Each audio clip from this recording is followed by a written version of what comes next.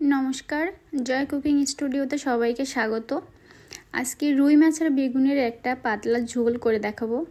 आशा करछि पुरो रेसिपिटा अवश्यई देखबेन। और रुई माछ और बेगुनेर एरकम पातला झोल किन्तु आमादेर कम बेशी सकलेरই पछंदेर तालिकाय थाके। ग्रामेर दिके साधारणत रुई माछ और बेगुनेर झोलटा एभाবেই करा হয়, तो आमी सेभाবেই रान्ना करे देखिয়েছি। आशा करछि भिडियोटी आपनादेर सकलेरই भालो लागবে।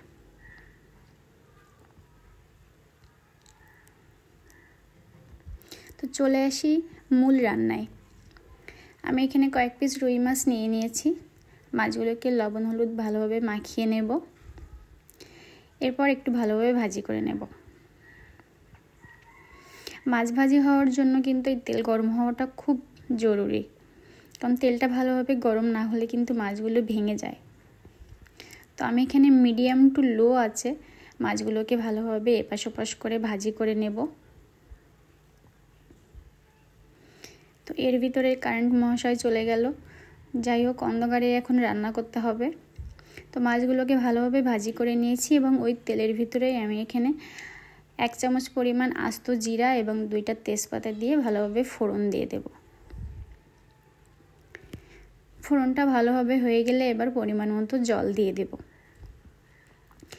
যেহেতু বেগুন রান্নাতে খুব বেশি জল প্রয়োজন হয় না, বেগুনটা খুব তাড়াতাড়ি সিদ্ধ হয়ে যায়, তাই আমি অল্প পরিমাণে জল দিলাম। তো কিছুক্ষণ ঢেকে দেওয়ার পর তরকারিতে এখন বলক এসে গেছে। এখন আমি কয়েকটা কাঁচামরিচ দিয়ে দিলাম। আপনারা স্বাদ মতো কাঁচামরিচ দিয়ে দেবেন এবং পরিমাণ মতো লবণ হলুদ দিয়ে একটু মিশিয়ে নিলাম।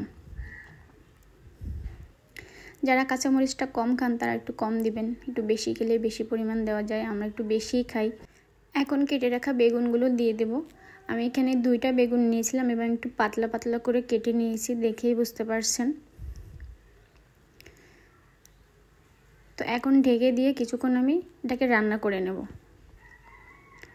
5 মিনিট পর ফিরে এলাম। দেখুন তরকারি কালারটা একদম চেঞ্জ হয়ে গেছে, কি সুন্দর একটা কালার এসেছে। আর রান্নাটাও কিন্তু প্রায় শেষের দিকে। এই পর্যায়ে আমি 1/2 চা চামচ পরিমাণ জিরার গুঁড়া দিয়ে দিলাম। আমি এখানে ভাজা জিরার গুঁড়া দিয়েছি, তাহলে কিন্তু ঘ্রাণটা আসবে খুব ভালো।